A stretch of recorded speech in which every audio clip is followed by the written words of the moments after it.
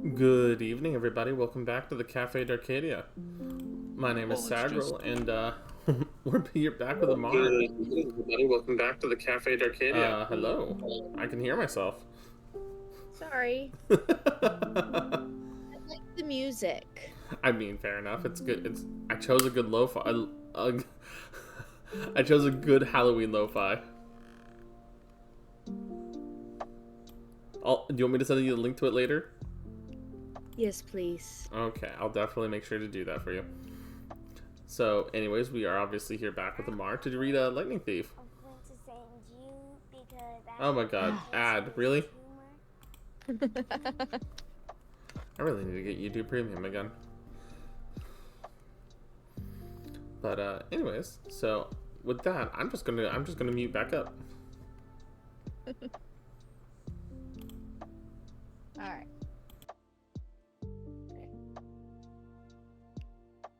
There we go. It was taking a moment to load. My apologies. We are on chapter 16. We take a zebra to Vegas. The war god was waiting for us in the diner parking lot. Well, well, he said. You didn't get yourself killed. You knew it was a trap, I said. Ares gave me a wicked grin. Bet that crippled blacksmith was surprised when he netted a couple of stupid kids. He looked good on TV. I shoved his shield at him. You're a jerk. Annabeth and Grover caught their breath. Ares grabbed the shield and spun it in the air like pizza dough. It changed form, melting into a bulletproof vest, and he slung it across his back. See that truck over there? He pointed to an 18-wheeler parked across the street from the diner. That's your ride. Take you straight to LA with one stop in Vegas. The 18-wheeler had a sign on the back, which I could only read because it was reverse printed white on black, a good combination for dyslexia. Kindness International, Humane Zoo Transport. Warning, live wild animals. I said, you're kidding. Ares snapped his fingers. The back door of the truck unlatched. Free ride west, punk. Stop complaining. And here's a little something for doing the job. He slung a blue nylon backpack off his handlebars and tossed it to me. Inside were fresh clothes for all of us, $20 in cash, a pouch full of golden drachmas, and a bag of double-stuffed Oreos. I said, I don't want your lousy... Thank you, Lord Ares, Grover interrupted, giving me his best red alert warning look. Thanks a lot. I gritted my teeth. It was probably a deadly insult to refuse something from a god, but I didn't want anything that Ares had touched. Reluctantly, I swung the backpack over my shoulder. I knew my anger was being caused by the war god's presence, but I was still itching to punch him on the nose. He reminded me of every bully I'd ever faced. Nancy Bubafett, Clarice, Smelly Gabe, sarcastic teachers, every jerk who'd called me stupid in school or laughed at me when I'd gotten expelled. I looked back at the diner, which had only a couple of customers now. The waitress who'd serve us dinner was watching nervously out the window, like she was afraid Ares might hurt us. She dragged the fry cook out from the kitchen to see. She said something to him. He nodded, held up a little disposable camera, and snapped a picture of us. Great, I thought. We'll make the papers again tomorrow. I imagined the headline. 12-year-old outlaw beats up defenseless biker. You owe me one more thing, I told Ares, trying to keep my voice level. You promised me information about my mother. You sure you can handle the news? He kick-started his motorcycle. She's not dead. The ground seemed to spin beneath me. What do you mean? I mean, she was taken away from the Minotaur before she could die. She was turned into a shower of gold, yes? That's metamorphosis, not death. She's being kept. Kept? Why? You need to study war, punk. Hostages. You take somebody to control somebody else. Nobody's controlling me. He laughed. Oh, yeah? See you around, kid. I balled up my fists. You're pretty smug, Lord Ares, for a guy who runs from Cupid statues. Behind his sunglasses, fire glowed. I felt a hot wind in my hair. We'll meet again, Percy Jackson. Next time you're in a fight, watch your back. He revved his Harley, then roared off down Delancey Street.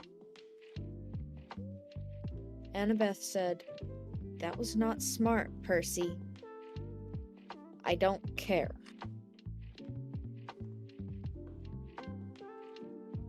You don't want a god as your enemy, especially not that god. Hey guys, Grover said. I hate to interrupt, but...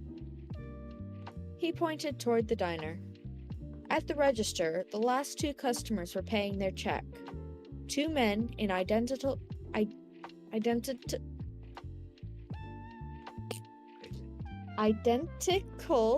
my apologies, black coveralls, with a white logo on their backs that matched the one on the Kindness International truck. If we're taking the Zoo Express, Grover said, we need to hurry. I didn't like it, but we had no better option. Besides, I'd seen enough of Denver. We ran across the street and climbed in the back of the big rig, closing the doors behind us. The first thing that hit me was the smell. It was like the world's biggest pan of used kitty litter. The trailer was dark inside until I uncapped Anaklusmos. The blade cast a faint bronze light over a very sad scene. Sitting in a row of filthy metal cages, there were three of the most pathetic zoo animals I'd ever beheld. A zebra, a male albino lion, and some weird antelope thing I didn't know the name for.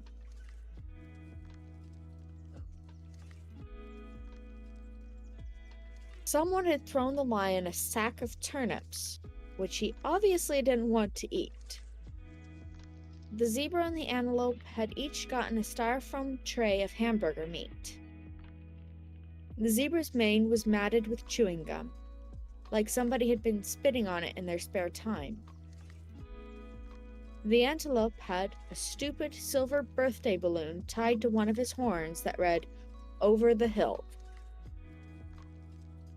Apparently, no one had wanted to get close enough to the lion to mess with him, but the poor thing was pacing around on soiled blankets in a space way too small for him, panting from the stuffy heat of the trailer.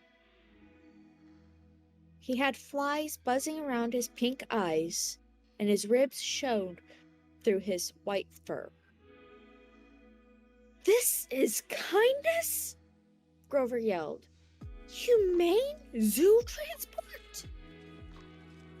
He probably would have gone right back outside to beat up the truckers with his reed pipes, and I would have helped him.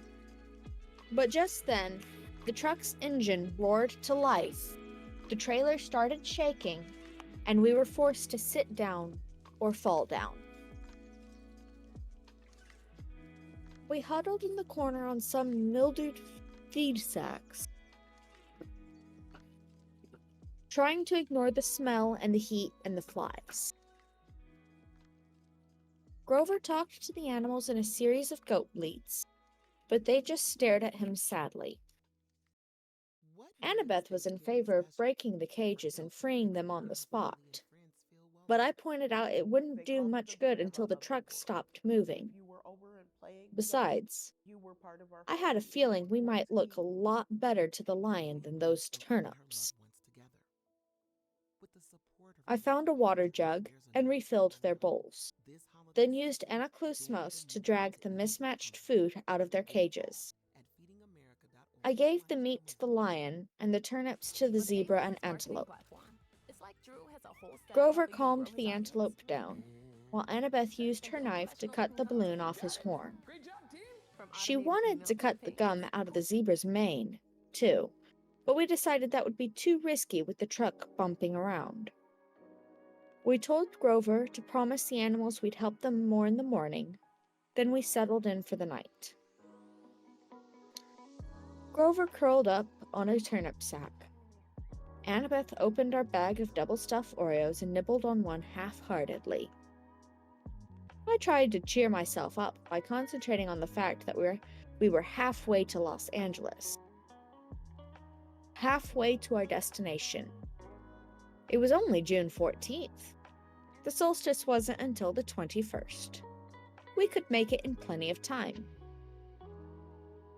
On the other hand, I had no idea what to expect next. The gods kept toying with me. At least Hephaestus had the decency to be honest about it. He'd put up cameras and advertised me as entertainment. But when the cameras weren't rolling, I had a feeling my quest was being watched. I was a source of amusement for the gods. "Hey," Annabeth said. "I'm sorry for freaking out back at the water park, Percy." "That's okay. It's just..." She shuddered. "Spiders." "Because of the Arachne story, I guessed. She got turned into a spider for challenging your mom to a weaving contest, right?" Annabeth nodded. "Arachne's children have been taking revenge on the children of Athena ever since. If there's a spider within a mile of me, it'll find me. I hate the creepy little things. Anyway, I owe you." "We're a team, remember?" I said.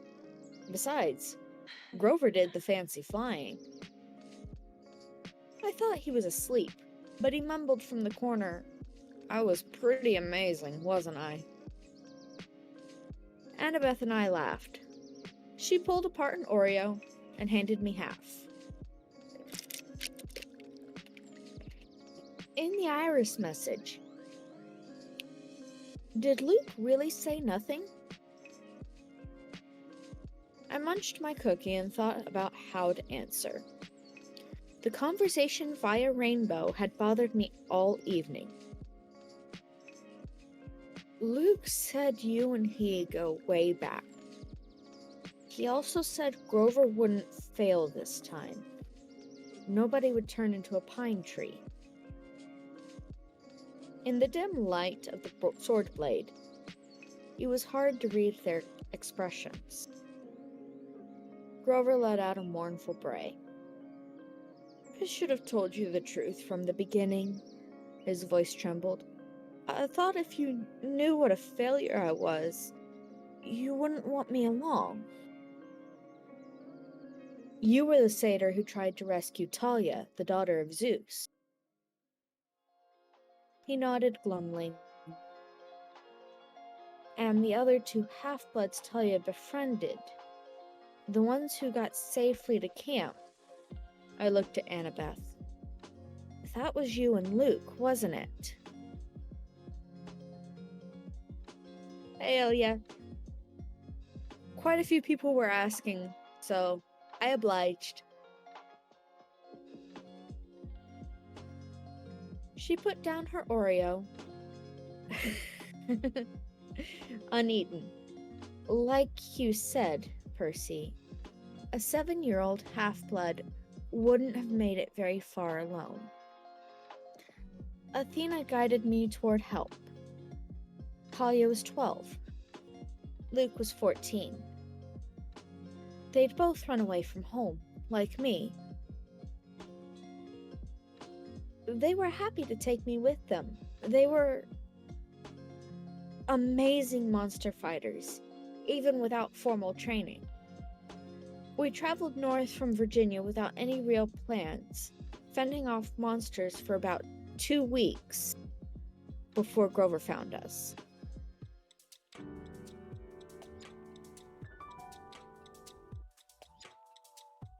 I was supposed to escort Talia to camp, he said, sniffling. Only Talia. I had strict orders from Chiron. Don't do anything that would slow down the rescue. We knew Hades was after her, see, but I couldn't just leave Luke and Annabeth by themselves. I thought I could lead all 3 of them to safety. It was my fault the kindly ones caught up with us. I froze. I got scared on the way back to camp and took some wrong turns. If I'd just been a little quicker... Stop it, Annabeth said. No one blames you. Talia didn't blame you either.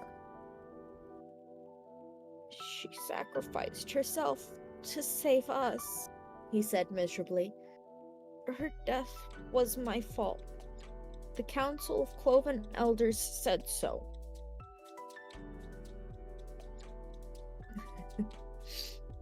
Because you wouldn't leave 2 other half-bloods behind? I said.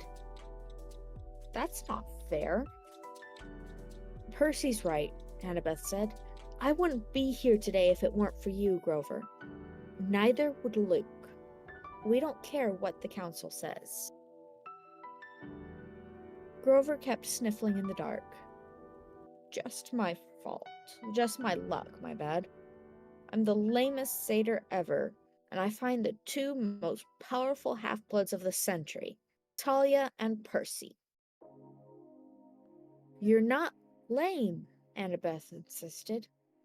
You've got more courage than any satyr I've ever met. Name one other who would dare to go to the underworld. I bet Percy is really glad you're here right now. She kicked me in the shin. Yeah, I said, which I would have done even without the kick. It's not luck you found Talia and me, Grover. You've got the biggest heart of any satyr ever. Holy cow, that was huge.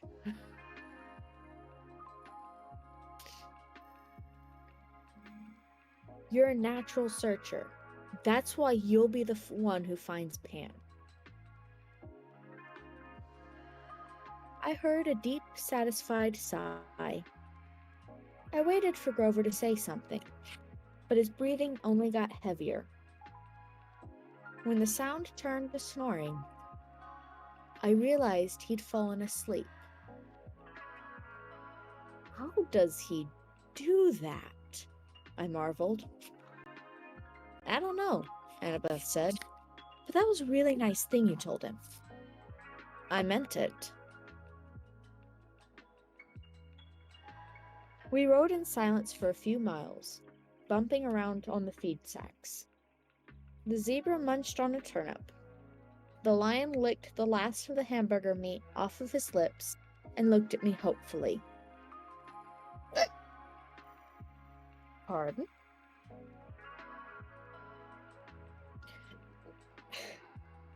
Annabeth rubbed her necklace like she was thinking deep, strategic thoughts. That pine tree bead, I said. Is that from your first year? She looked. She hadn't realized what she was doing. Yeah, she said. Every August, the counselors picked the most important event of the summer, and they painted on that year's beads. I've got Talia's pine tree, a Greek tremere, not tremere, trireme on fire, a centaur in a prom dress. Now, that was a weird summer. And the college ring is your father's? I asked. That's none of your... She stopped herself. Yeah, it is. You don't have to tell me. No, it's okay. She took a shaky breath. My dad sent it to me folded up in a letter 2 summers ago. The ring was like his main keepsake from Athena. He wouldn't have gotten through his doctoral program at Harvard without her. That's a long story. Anyway, he said...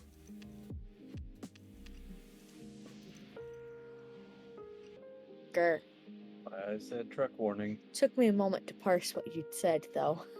Sorry. Yeah. Anyway, he said he wanted me to have it. He apologized for being a jerk. Said he loved me and missed me. He wanted me to come home and live with him. That doesn't sound so bad. Yeah, well, the problem was I believed him. I tried to go home for that school year, but my stepmom was the same as ever. She didn't want her kids put in danger by living with a freak. Monsters attacked. We argued. Monsters attacked. We argued. I didn't even make it through the winter break.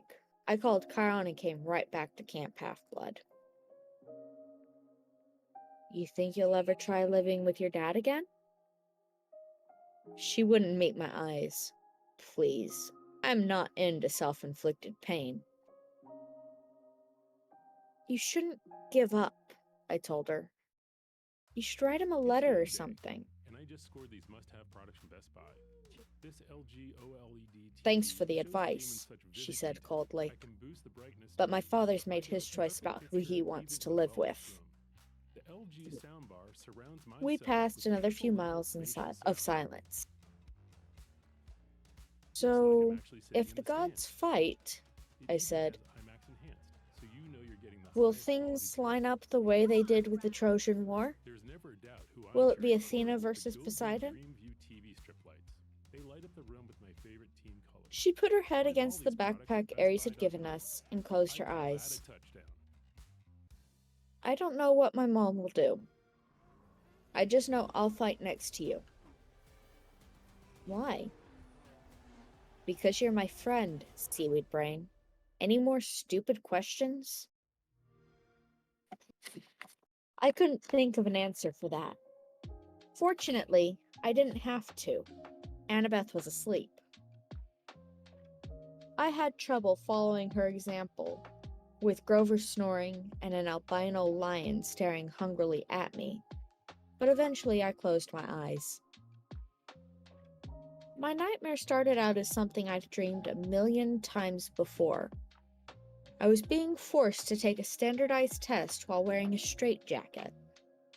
All the other kids were going out to recess, and the teacher kept saying, "Come on, Percy, you're not stupid, are you? Pick up your pencil."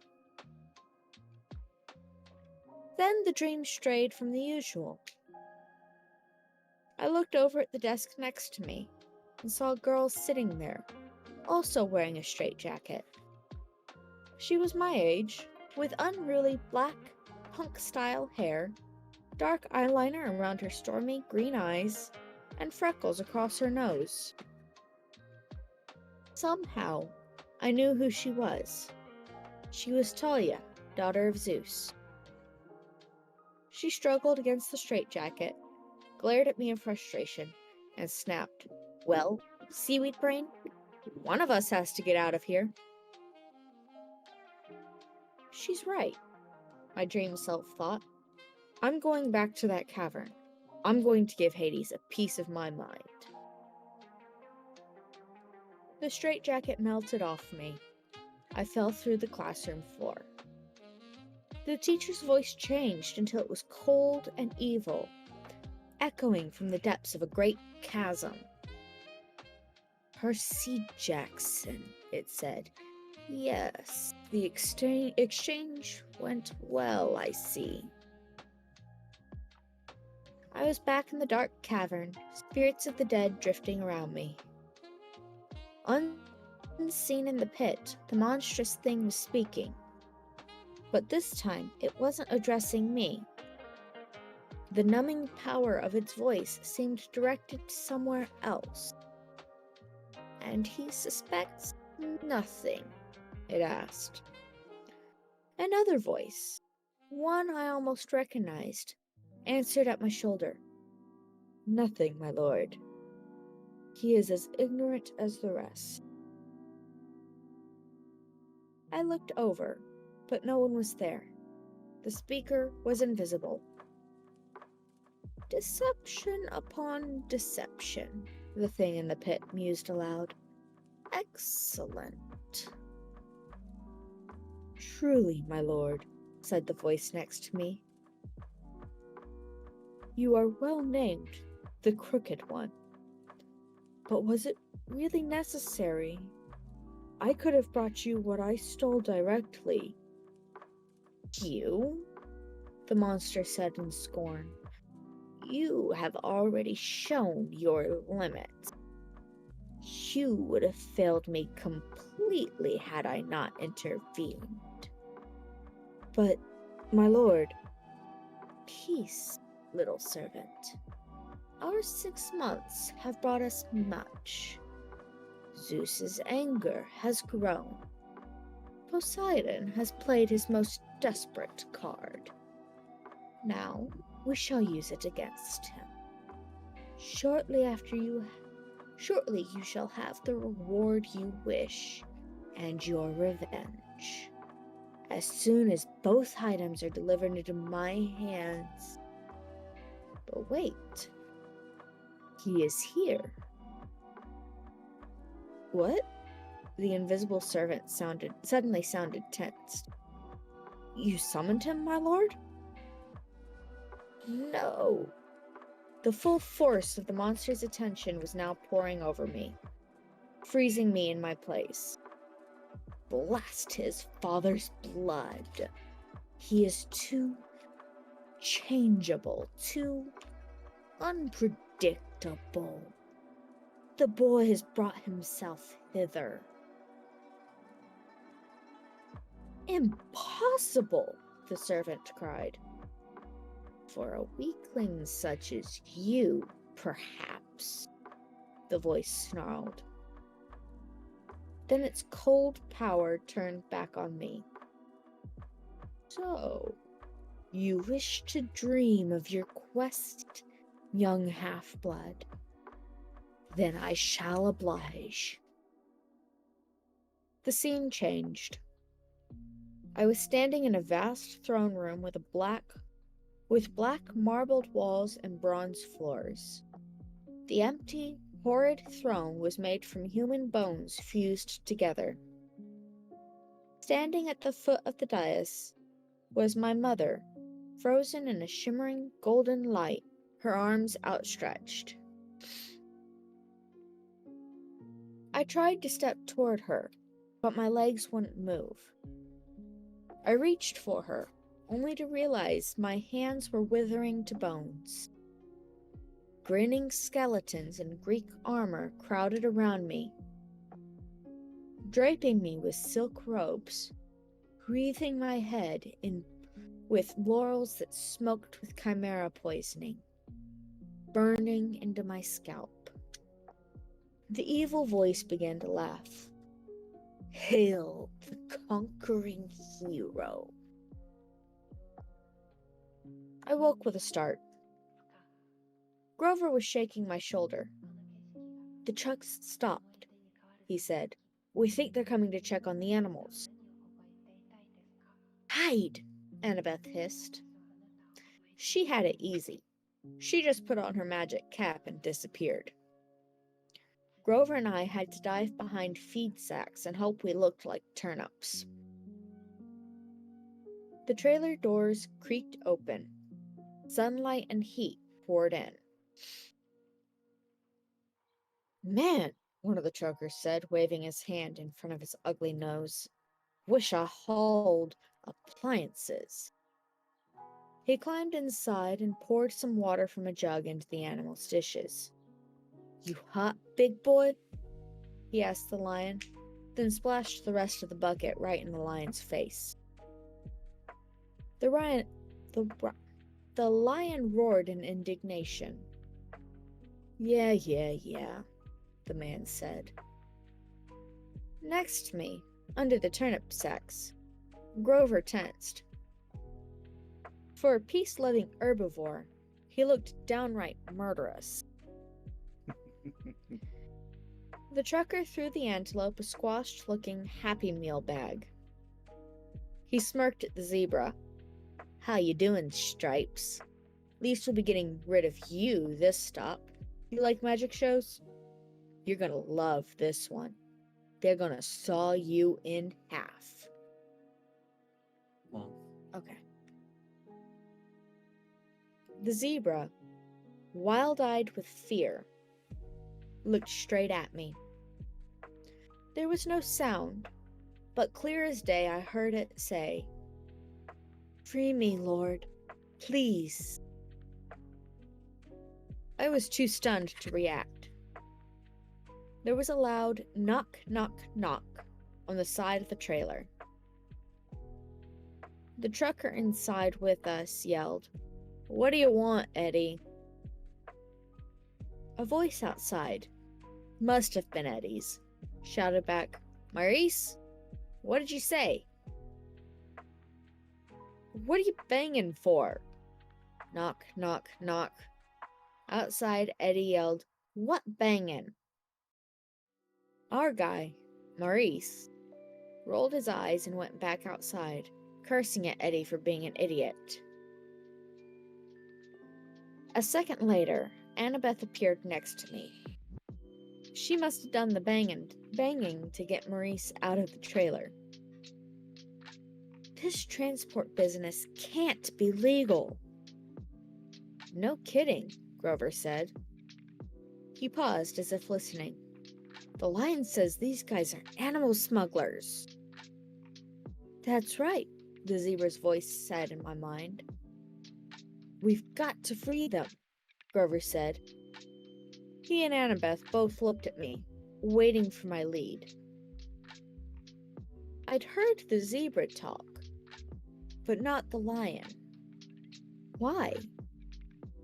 Maybe it was another learning disability?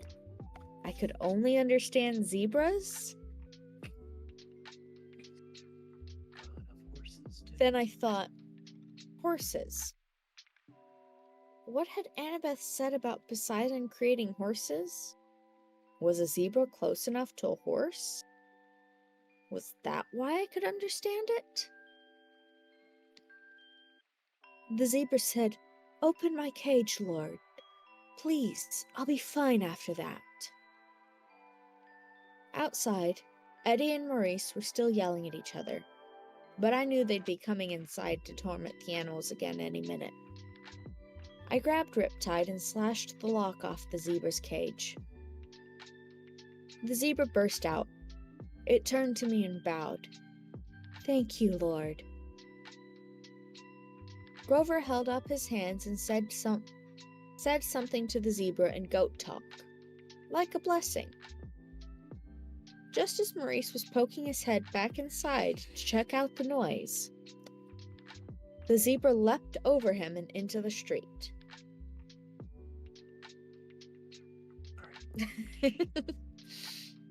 Oh. Breathe. There was yelling and screaming and cars honking. We We rushed to the doors of the trailer in time to see the zebra galloping down a wide boulevard lined with hotels and casinos and neon signs. We'd just released a zebra in Las Vegas. Maurice and Eddie ran after it, with a few policemen running after them, shouting, "Hey, you need a permit for that." "Now would be a good time to leave," Annabeth said. "The other animals first," Grover insisted.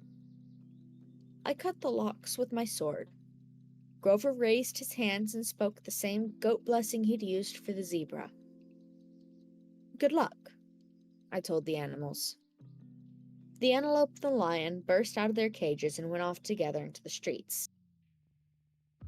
Some tourists screamed. Most just backed off and took pictures, probably thinking it was some kind of stunt by one of the casinos.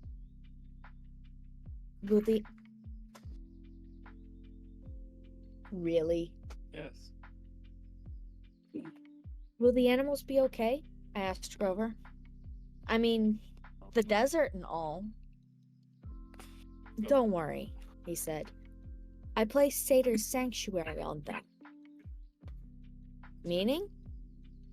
"Meaning they'll reach the wild safely," he said. "They'll find water, food, shade, whatever they need until they find a safe place to live." "Why can't you place a blessing like that on us?" I inquired. "It only works on wild animals." "So it would only affect Percy," Annabeth reasoned. "Hey!" I protested. "Kidding," she said. "Come on, let's get out of this filthy truck." We stumbled out into the desert afternoon. It was 110 degrees, easy, and we must have looked like deep-fried vagrants, but everybody was too interested in the wild animals to pay us much attention. We passed the Monte Carlo and the MGM. We passed pyramids, a pirate ship, and the Statue of Liberty, which was a pretty small replica, but still made me homesick. I wasn't sure what we were looking for. Maybe just a place to get out of the heat for a few minutes? Find a sandwich and a glass of lemonade? Make a new plan for getting west? We must have taken a wrong turn, because we found ourselves at a dead end, standing in front of the Lotus Hotel and Casino. The entrance was a huge neon flower, the petals lighting up and blinking. No one was going in or out, but the glittering chrome doors were open, spilling out air conditioning that smelled like flowers. Lotus blossom, maybe. I'd never smelled one, so I wasn't sure. The doorman smiled at us. "Hey kids, you're looking tired. You want to come in and sit down?" I'd learned to be suspicious the last week or so. I figured anybody might be a monster or a god. You just couldn't tell. But this guy was normal. One look at him and I could see.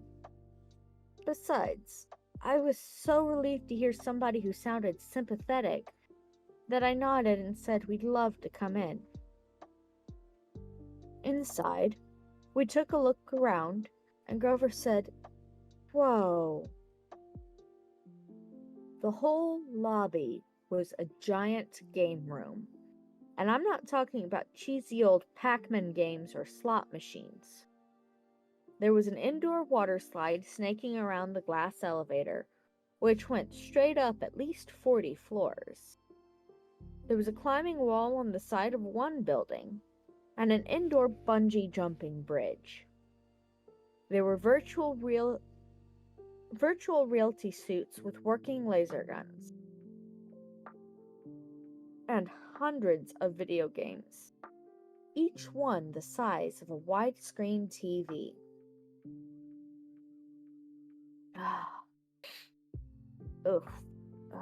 Widescreen. Basically, you name it, this place had it. There were a few other kids playing, but not that many. No waiting for any of the games. There were waitresses and snack bars all around, serving every kind of food you can imagine. "Hey," a bellhop said. At least, I guessed he was a bellhop. He wore a white and yellow Hawaiian shirt with lotus designs, shorts, and flip-flops. "Welcome to the Lotus Casino. Here's your room key."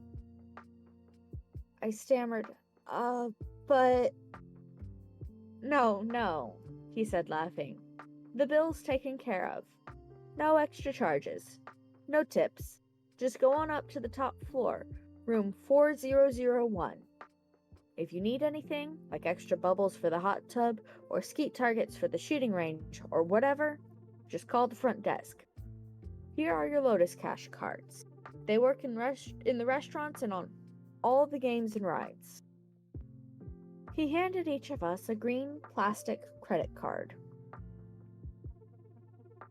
I knew there must be some mistake. Obviously, he thought we were some millionaire's kids. But I took the card and said, "How much is on here?" His eyebrows knit together. "What do you mean?" "I mean, when does it run out of cash?" He laughed. "Oh, you're making a joke. Hey, that's cool. Enjoy your stay." We took the elevator upstairs and checked out our room. It was a suite with 3 separate bedrooms and a bar stocked with candy, sodas, and chips, a hotline to room service, fluffy towels and water beds with feather pillows, a big screen television with satellite and high-speed internet. The balcony had its own hot tub, and, sure enough, there was a skeet shooting machine and a shotgun so you could launch clay pigeons right out over the Las Vegas skyline.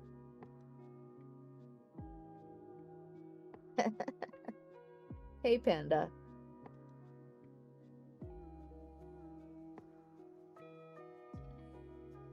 And plug them with your gun. I didn't see how that could be legal, but I thought it was pretty cool. The view over the strip and the desert was amazing, though I doubted we'd ever find time to look at the view with a room like this. "Oh, goodness," Annabeth said. "This place is..." "Sweet," Grover said. "Absolutely sweet." There were clothes in the closet, and they fit. I frowned, thinking that this was a little strange. I threw Aries' backpack in the trash can. We wouldn't need that anymore. When we left, I could just charge a new one at the hotel store. I took a shower, which felt awesome after a week of grimy travel. I changed clothes, ate a bag of chips, drank 3 Cokes, and came out feeling better than I had in a long time. In the back of my mind, some small problem kept nagging me. I'd had a dream or something. I needed to talk to my friends, but I was sure that could wait. I came out of the bedroom and found that Annabeth and Grover had also showered and changed clothes. Grover was eating potato chips to his heart's content, while Annabeth cranked up the National Geographic channel. "All those stations," I told her, "and you turn on National Geographic. Are you insane?" "It's interesting." "I feel good," Grover said. "I love this place." Without even realizing it, the wings had sprouted out of his shoes and lifted him a foot off the ground, then back down again. "So what now?" Annabeth said. "Sleep?" Grover and I looked at each other and grinned. We both held up our green plastic Lotus Cash cards. "Playtime," I said. I couldn't remember the last time I had so much fun. I came from a relatively poor family. Our idea of a splurge was eating out at Burger King and renting a video. A 5-star Vegas hotel? Forget it. I bungee jumped the lobby 5 or 6 times, did the water slide, snowboarded the artificial ski slope, and played virtual reality laser tag and FBI sharpshooter. I saw Grover a few times, going from game to game. He really liked the reverse hunter thing, where the deer go out and shoot the rednecks. I saw Annabeth playing trivia games and other brainiac stuff. They had this huge 3D sim game where you build your own city and you could actually see the holographic buildings rise on the display board. I didn't think much of it, but Annabeth loved it. I'm not sure when I first realized something was wrong. Probably, it was when I noticed the guy standing next to me at VR Sharpshooters. He was about 13, I guess, but his clothes were weird. I thought he was some Elvis impersonator's son. He wore bell-bottomed jeans and a red t-shirt with black piping, and his hair was permed and gelled like a New Jersey girls on homecoming night.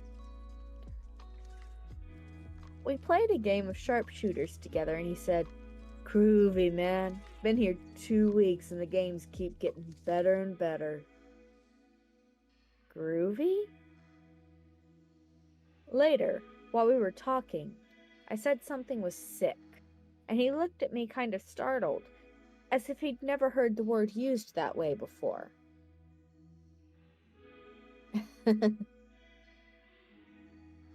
He said his name was Darren, but as soon as I started asking him questions, he got bored with me and started to go back to the computer screen. "Hey, Darren?" What year is it?" He frowned. "In the game?" "No, in real life." He had to think about it. 1977. "No," I said, getting a little scared. "Really." "Hey man, bad vibes. I got a game happening." After that, he totally ignored me. I started talking to people, and I found it wasn't easy. They were glued to the TV screen, or the video game, or their food, or whatever. I found one guy who told me it was 1985. Another person told me it was 1993. They all claimed they hadn't been in here very long. A few days. A few weeks at best. They didn't really know, and they didn't really care. Then it occurred to me, how long had I been here? It seemed like only a couple of hours, but was it? I tried to remember why we were here. We were going to Los Angeles. We were supposed to find the entrance to the underworld. My mother... For a scary second, I had trouble remembering her name. Sally. Sally Jackson. I had to find her. I had to stop Hades from causing World War III. I found Annabeth still building her city. "Come on," I told her. "We've got to get out of here." No response. I shook her. "Annabeth?" She looked up, annoyed. "What?" "We need to leave." "Leave? What are you talking about? I just got the towers." "This place is a trap." She didn't respond until I shook her again. "What?" "Listen, the underworld, our quest." "Oh, come on, Percy. Just a few more minutes." "Annabeth." There are kids here from 1977. Kids who have never aged. You check in and you stay forever. So, she said, can you imagine a better place? I grabbed her wrist and yanked her away from the game. Hey! She screamed and hit me, but nobody else even bothered looking at us. They were too busy. I made her look directly into my eyes. Spiders. Large, hairy spiders. That jarred her. Her vision cleared. Oh my gods, she said. How long have we... I don't know, but we've got to find Grover. We went searching and found him still playing Virtual Deer Hunter. Grover, we both shouted. Die, human! Die, silly, polluting, nasty person! Grover! He turned the plastic gun on me and started clicking, as if I were just another image from the screen. I looked at Annabeth, and together we took Grover by the arms and dragged him away. His flying shoes sprang to life and started tugging his legs in the other direction as he shouted, "No! I just got to a new level! No!" The Lotus Bellhop hurried up to us. Well now, are you ready for your platinum cards? We're leaving, I told him. Such a shame, he said, and I got the feeling that he really meant it, that we'd be breaking his heart if we went.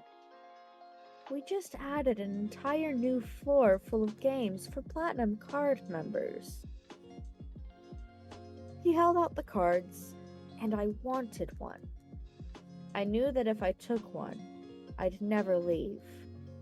I'd stay here, happy forever, playing games forever, and soon I'd forget my mom, and my quest, and maybe even my own name. I'd be playing virtual riflemen with groovy Disco Darren forever. Grover reached for the card, but Annabeth yanked his arm back and said, "No thanks." We walked toward the door, and as we did, the smell of the food and the sounds of the game seemed to get more and more inviting. I thought about our room upstairs. We could just stay the night, sleep in a real bed for once. Then we burst through the doors of the Lotus Casino and ran down the sidewalk. It felt like afternoon, about the same time of day we'd gone into the casino. But something was wrong. The weather had completely changed. It was stormy, with heat lightning flashing out in the desert.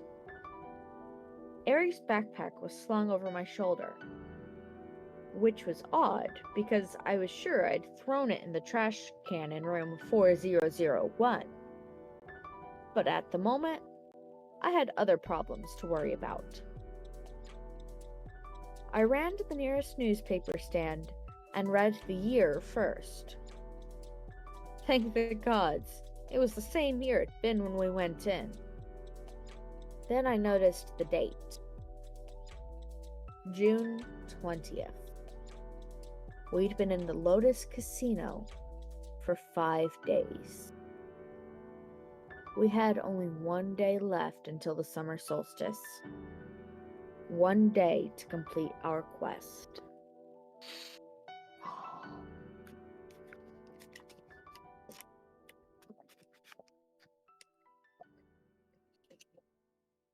Chapter 17. We shop for waterbeds. It was Annabeth's idea. She loaded us into the back of a Vegas taxi as if we actually had money, and told the driver, "Los Angeles, please." The cabbie chewed his cigar and sized us up. That's 300 miles. For that, you gotta pay up front. You accept casino debit cards? Annabeth asked. He shrugged. Some of them. Same as credit cards. Gotta swipe them through first. She handed him her green Lotus Cash card. He looked at it skeptically. Swipe it, Annabeth invited. He did. His meter machine started rattling. The lights flashed. Finally, an infinity symbol came up next to the dollar sign. The cigar fell out of the driver's mouth. He looked back at us, his eyes wide. Where to in Los Angeles? Your Highness? The Santa Monica Pier. Annabeth sat up, a little straighter. I could tell she liked the Your Highness thing. Get us there fast, and you can keep the change. Maybe she shouldn't have told him that. The cab's speedometer never dipped below 95 the whole way through the Mojave Desert. On the road, we had plenty of time to talk. I told Annabeth and Grover about my latest dream, but the details got sketchier the more I tried to remember them. The Lotus Casino seemed to have short-circuited my memory. I couldn't recall what the invisible servant's voice had sounded like, though I was still certain it was somebody I knew. The servant had called the monster in the pits something other than my lord. Some special name or title. The Silent One? Annabeth suggested. The Rich One? Both of those are nicknames for Hades. Maybe? I said, though neither sounded quite right. That throne room sounds like Hades, Grover said. That's the way it's usually described. I shook my head. Something's wrong. The throne room wasn't the main part of the dream. And that voice from the pit, I don't know. It just didn't feel like a god's voice. Annabeth's eyes widened. What? I asked. Oh, nothing. I was just... No, it has to be Hades. Maybe he sent this thief, this invisible person, to get the Master Bolt, and something went wrong. Like what? I don't know, she said. But if he stole Zeus's symbol of power from Olympus, and the gods were hunting him, I mean, a lot of things could go wrong. So this thief had to hide the bolt, or he lost it somehow. Anyway, he failed to bring it to Hades. That's what the voice in your dream said, right? The guy failed. That would explain what the Furies were searching for when they came after us on the bus. Maybe they thought we had retrieved the bolt. In this place we found I wasn't sure what was wrong with her. battlefield. She looked pale. I said stay. Come. Sorry, guys. Sorry.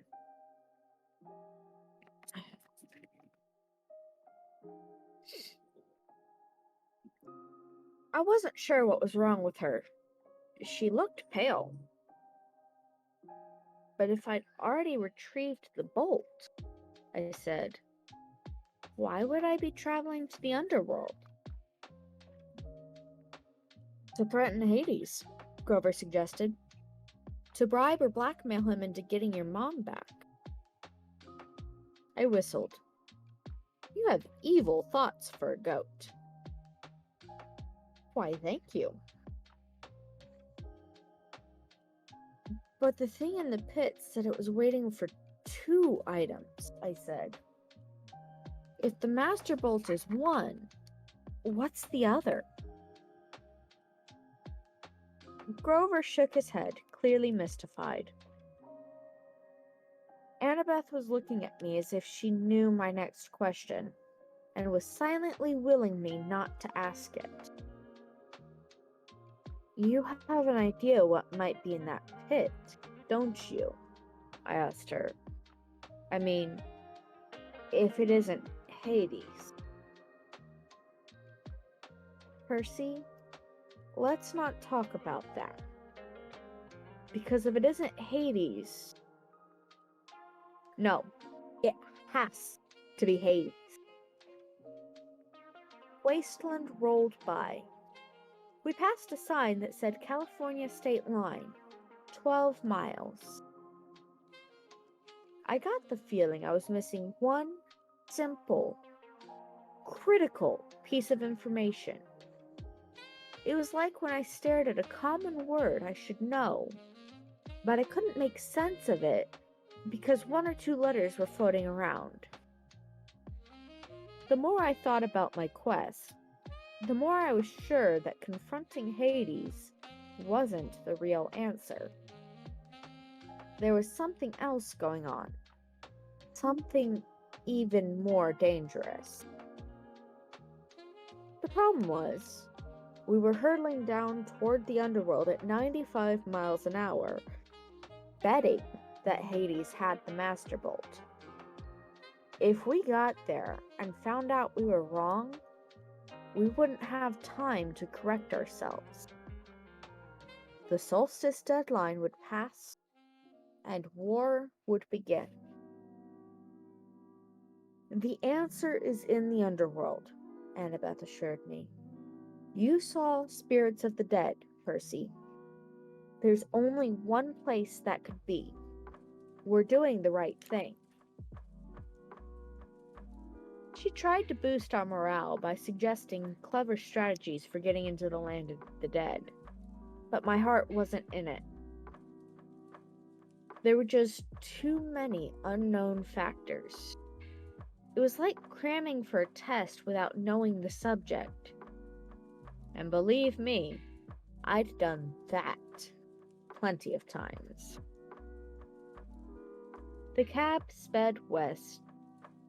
Every gust of wind through the Death Valley sounded like a spirit of the dead. Every time the brakes hissed on an 18-wheeler, it reminded me of Echidna's reptilian voice. At sunset, the taxi dropped us at the beach in Santa Monica. It looked exactly the way LA beaches do in the movies, only it smelled worse. There were carnival rides lining the pier, palm trees lining the sidewalks, homeless guys sleeping in the sand dunes, and surfer dudes waiting for the perfect wave. Grover, Annabeth, and I walked down to the edge of the surf. What now? Annabeth asked. The Pacific was turning gold in the setting sun. I thought about how long it had been since I stood on the beach at Montauk, on the opposite side of the country, looking out at a different sea. How could there be a God who can control all that? What did my science teacher used to say? 2/3 of the Earth's surface was covered in water? How could I be the son of someone that powerful? I stepped into the surf. Percy? Annabeth said. What are you doing? I kept walking. Up to my waist, then my chest. She called after me. You know how polluted that water is? There's all kinds of toxic... That's when my head went under. I held my breath at first. It's difficult to intentionally inhale water. Finally, I couldn't stand it anymore. I gasped. Sure enough, I could breathe normally. I walked down into the shoals. I shouldn't have been able to see through the murk, but somehow I could tell where everything was. I could sense the rolling texture of the bottom. I could make out sand dollar colonies dotting the sandbar. I could even see the currents, warm and cold streams swirling together. I felt something rub against my leg. I looked down and almost shot out of the water like a ballistic missile. Okay. Even if I have to get on to redeem it, by check on.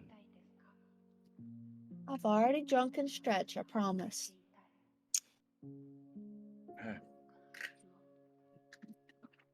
I felt something rub against my leg. I looked down and almost shot out of the water like a ballistic missile. Sliding alongside me was a 5-foot-long mako shark. But it wasn't attacking. It was nuzzling, heeling like a dog. Tentatively, I touched its dorsal fin. It bucked a little, as if inviting me to hold tighter. I grabbed the fin with both hands. It took off into... Oh, pardon me. It took off, pulling me along. The shark carried me down into the darkness. It deposited me at the edge of the ocean proper, where the sandbank dropped off into a huge chasm. It was like standing on the rim of the Grand Canyon at midnight, not being able to see much, but knowing the void was right there. The surface shimmered, maybe 150 feet above. I knew I should have been crushed by the pressure. Then again, I shouldn't have been able to breathe. I wondered if there was a limit to how deep I could go, if I could sink straight to the bottom of the Pacific. Okay. Love you. No. Then I saw something glimmering in the darkness below, growing bigger and brighter as it rose toward me. A woman's voice, like my mother's, called Percy Jackson. As she got closer, her shape became clearer. She had flowing black hair, a dress made of green silk. Light flickered around her, and her eyes were so distractingly beautiful, I hardly noticed the stallion-sized seahorse she was riding. She dismounted. The seahorse and the mako shark whisked off and started playing something that looked like tag. The underwater lady smiled at me. "You have come far, Percy Jackson. Well done." I wasn't quite sure what to do, so I bowed. "You're the woman who spoke to me in the Mississippi River." "Yes, child. I am a Nereid, a spirit of the sea. It was not easy to appear so far upriver, but the Naiads, my freshwater cousins, helped sustain my life force. They honor Lord Poseidon, though they do not serve in his court." "And you serve in Poseidon's court?" She nodded. "It has been many years since a child of the sea god has been born. We have watched you with great interest." Suddenly, I remembered faces in the waves off Montauk Beach when I was a little boy. Reflections of smiling women. Like so many of the weird things in my life, I'd never given it much thought before. "If my father is so interested in me," I asked, "why isn't he here? Why doesn't he speak to me?" A cold current rose out of the depths. Do not judge the Lord of the Sea too harshly, the narrator told me. He stands at the brink of an unwanted war. He has much to occupy his time. Besides, he is forbidden to help you directly. The gods may not show such favoritism.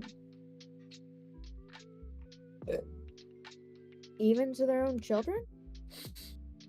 Especially to them. The gods can work by indirect influence only. That is why I give you a warning and a gift. She held out her hand.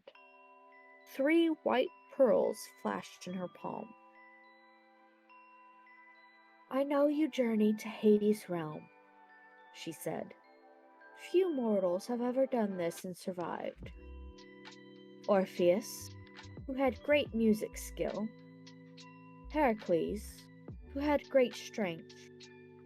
And Houdini, who could escape even the depths of Tartarus. Do you have these talents? Oh. Ouch. No, ma'am? Ah. But you have something else, Percy. You have gifts you have only begun to know. The oracles have foretold a great and terrible future for you, should you survive to manhood. Poseidon would not have you die before your time. Therefore, take these. And when you are in need, smash a pearl at your feet. What will happen? That, she said, depends on the need. But remember, what belongs to the sea will always return to the sea. What about the warning? Her eyes flickered with green light. Go with what your heart tells you, or you will lose all. Hades feeds on doubt and hopelessness. He will trick you if he can, make you mistrust your own judgment. Once you are in his realm, he will never willingly let you go. Keep faith. Good luck, Percy Jackson. She summoned her seahorse and rode toward the void. Wait, I called. Oh, pardon. At the river, you said not to trust the gifts. What gifts? Goodbye, young hero, she called back, her voice fading into the depths. You must listen to your heart. She became a speck of glowing green, and then she was gone. I wanted to follow her down into the darkness. I wanted to see the court of Poseidon. But I looked up at the sunset darkening on the surface. My friends were waiting. We had so little time. I kicked upward toward the shore. When I reached the beach, my clothes dried instantly. I told Grover and Annabeth what had happened and showed them the pearls. Annabeth grimaced. No gift comes without a price. They were free. No, she said. There's no such thing as a free lunch. That's an ancient Greek saying that translated pretty well into American. There will be a price. You wait. On that happy thought, we turned our backs on the sea.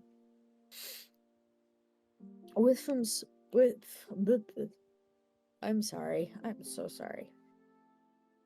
With some spare change from Aries' backpack, we took the bus into West Hollywood. I showed the driver the underworld address slip I'd taken from Auntie M's Garden Gnome Emporium, but he'd never heard of DOA recording studios. You remind me of somebody I saw on TV, he told me. You a child actor or something? I'm a stunt double. For a lot of child actors. Huh, that explains it. We thanked him and got off quickly at the next stop. We wandered for miles on foot, looking for DOA. It seemed nobody seemed to know where it was. It didn't appear in the phone book. Twice, we ducked in alleys to avoid cops. I froze in front of an appliance store window because a television was playing an interview with somebody who looked familiar.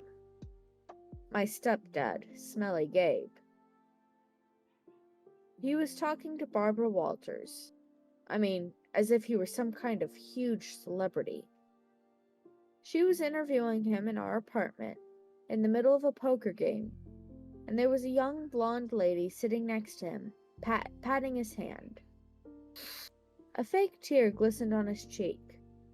He was saying, "Honest, Miss Walters, if it wasn't for Sugar here, my grief counselor, I'd be a wreck. My stepson took everything I cared about. My wife, my Camaro. I'm sorry, I have trouble talking about it." There you have it, America. Barbara Walters turned to the camera. A man torn apart. An adolescent boy with serious issues. Let me show you again the last known photo of this troubled young fugitive, taken a week ago in Denver. The screen cut to a grainy shot of me, Annabeth, and Grover standing outside the Colorado diner, talking to Aries. Who are the other children in this photo? Barbara Walters asked dramatically. Who is the man with them? Is Percy Jackson a delinquent, a terrorist, or perhaps the brainwashed victim of a frightening new cult? When we come back, we chat with a leading child psychologist. Stay tuned, America. Come on, Grover told me. He hauled me away before I could punch a hole in the appliance store window. It got dark, and hungry-looking characters started coming out on the streets to play. Now, don't get me wrong. I'm a New Yorker. I don't scare easy. But LA has a totally different feel from New York. Back home, everything seemed close. It didn't matter how big the city was. You could get anywhere without getting lost. What makes Thanksgiving special? The street pattern and the subway made sense. There was a system of how things worked. A kid could be safe as long as he wasn't stupid. You fine? Okay. Who are you reading to? I'm on Twitch. Okay. Yeah. LA wasn't like that. It was spread out, chaotic, and hard to move around. It reminded me of Aries.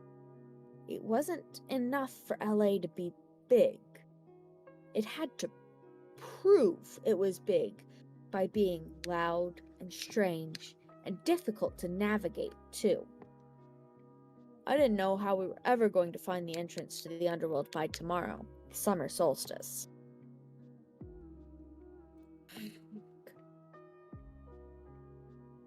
We walked past gangbangers, bums, and street hawkers, who looked at us like they were trying to figure if we were worth the trouble of mugging.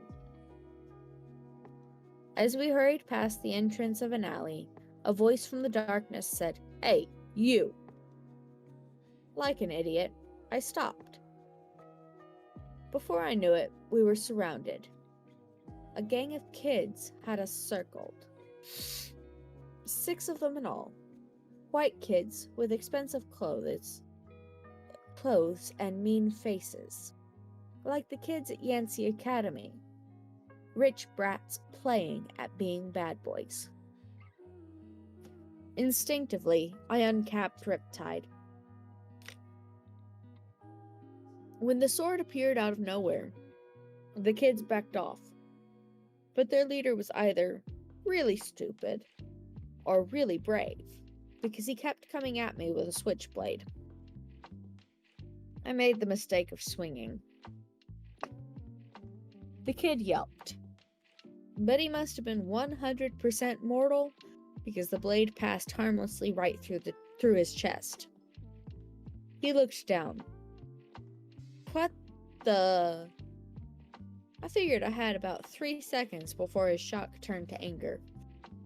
Run! I yelled at Annabeth and Grover. We pushed 2 kids out of the way and raced down the street, not knowing where we were going. We turned a sharp corner. There! Annabeth shouted. Only one store on the block looked open, its windows glaring with neon.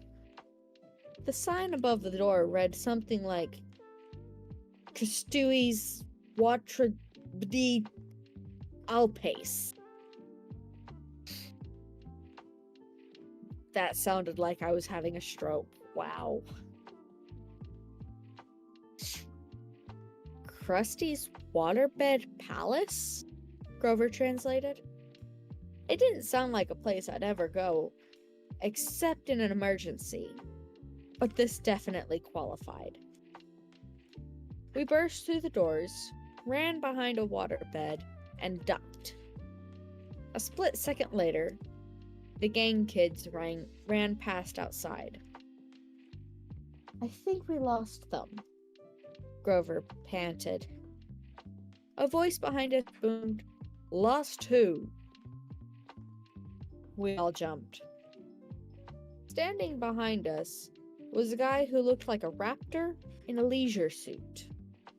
He was at least 7 feet tall, with absolutely no hair.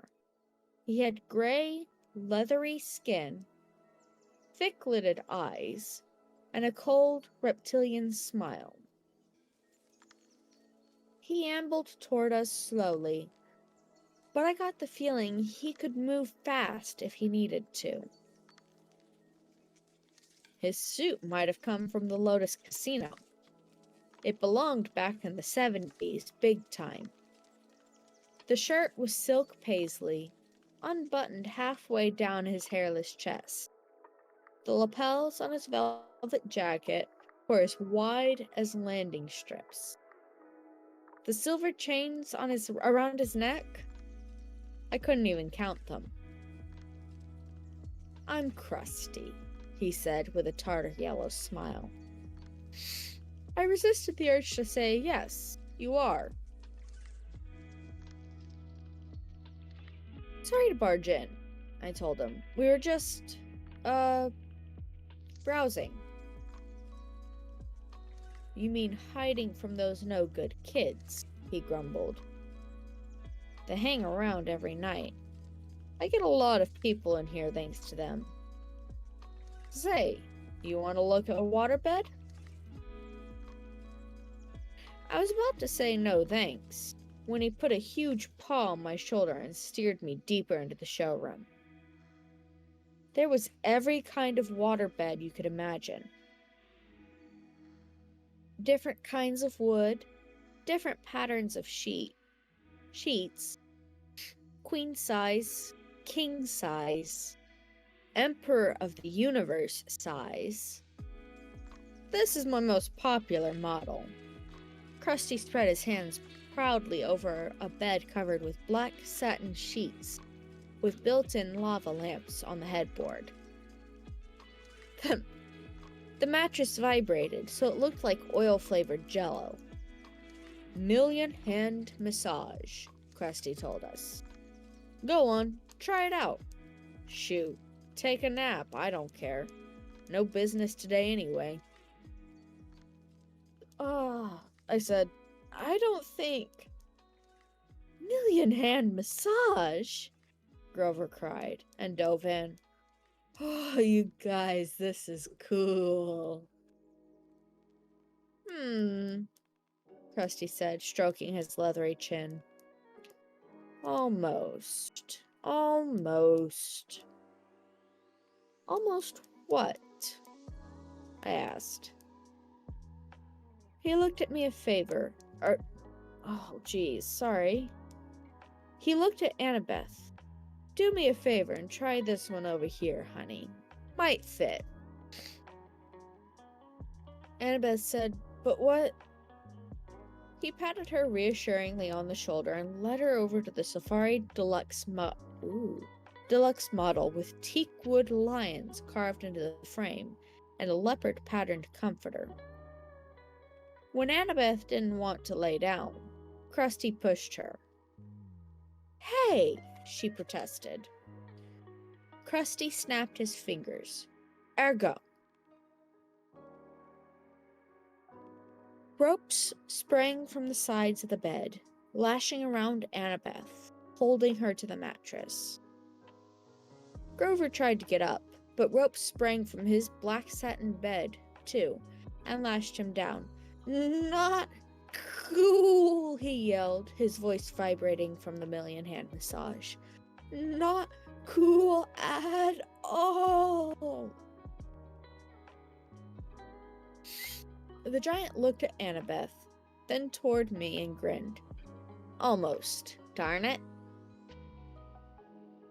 I tried to step away, but his hand shot out and clamped around the back of my neck. Whoa, kid, don't worry. We'll find you one in a sec. Let my friends go. Oh, sure, I will. But I gotta make them fit first. What do you mean?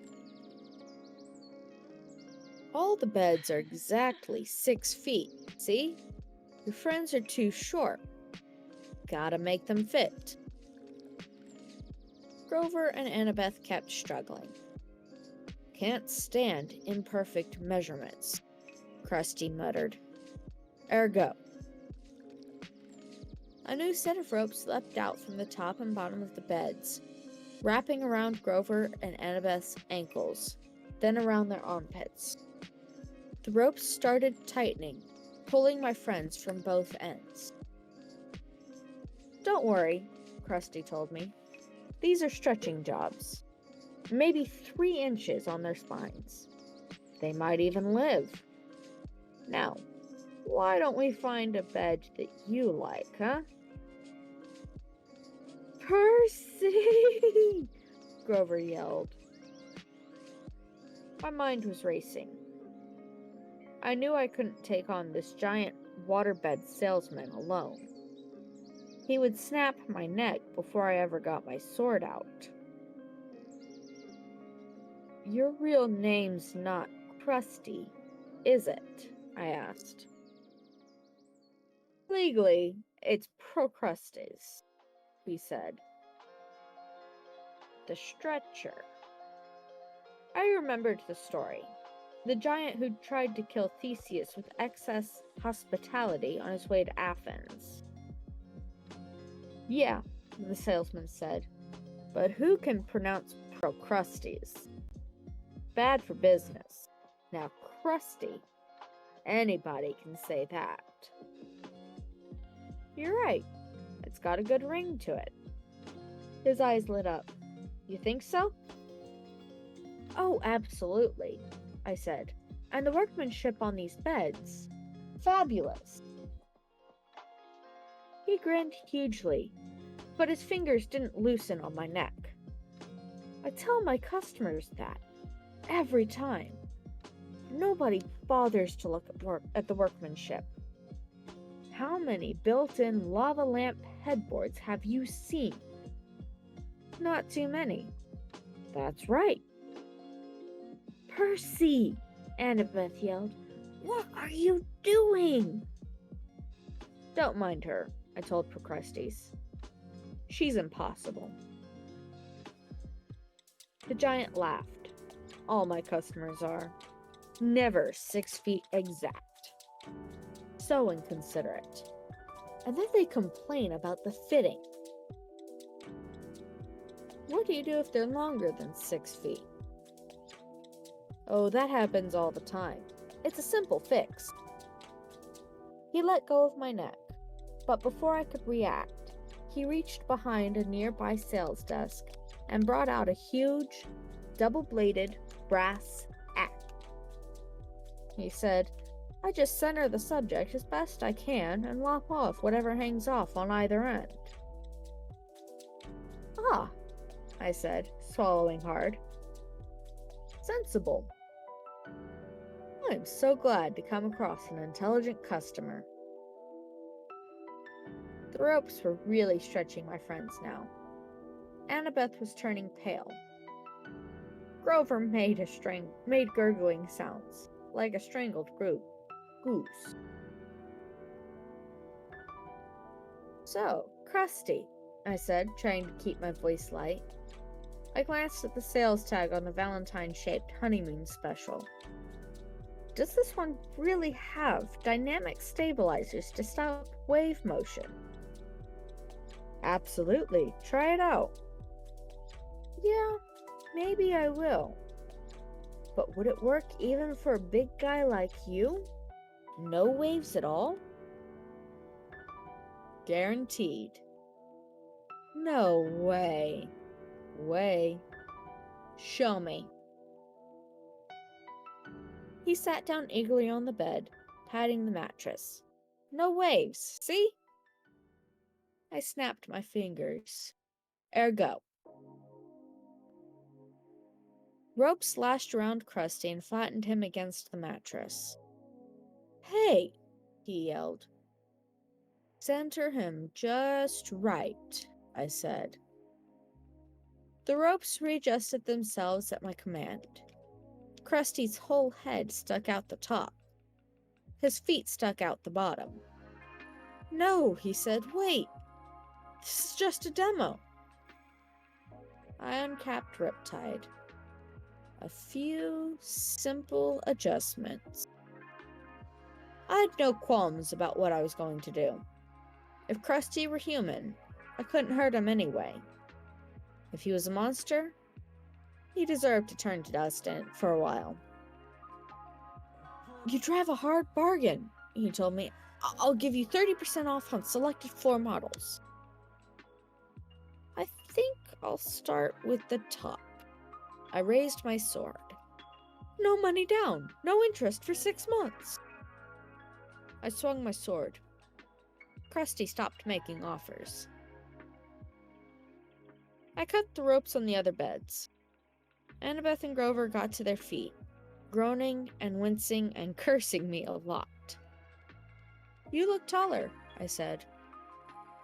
Very funny, Annabeth said.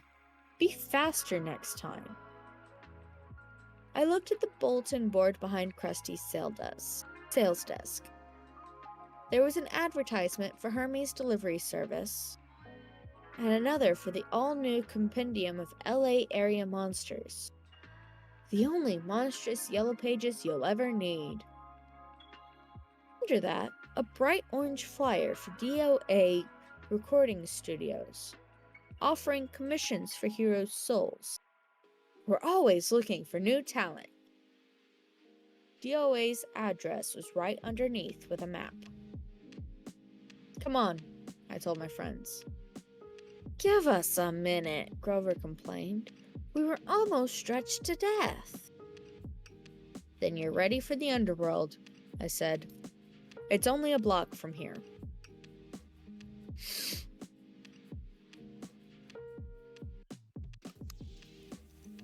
Alright, I'm gonna admit I'm having a hard time. Allergies are hitting hard. If my math is correct, there's only 3 chapters left.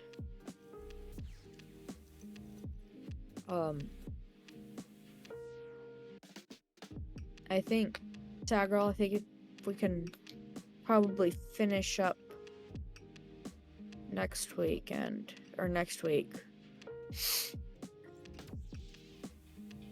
We can finish up next weekend.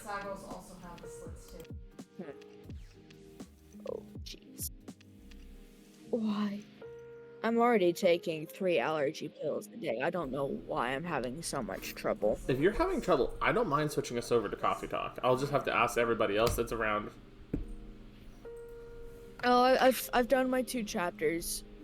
Well, that's what I'm I'll saying. Because it sounds like you are suffering. Yeah, probably I am. So, alright, let me go double check with other people, and so give me a sec.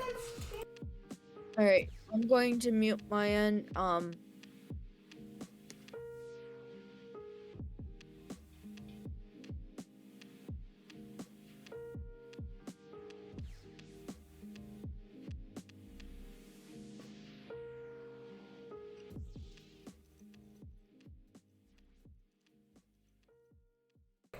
Alrighty, it seems like we're going to be wrapping it up here for tonight, guys.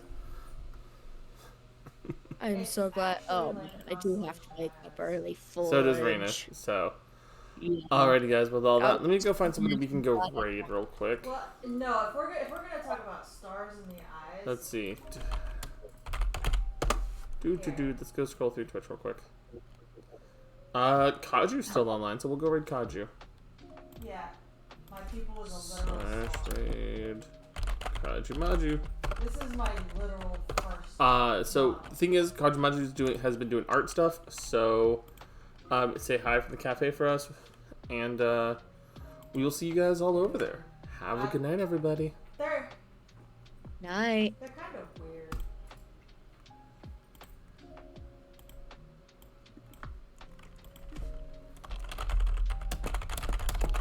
Dude, okay, so you guys know how Sakura uses the Final Fantasy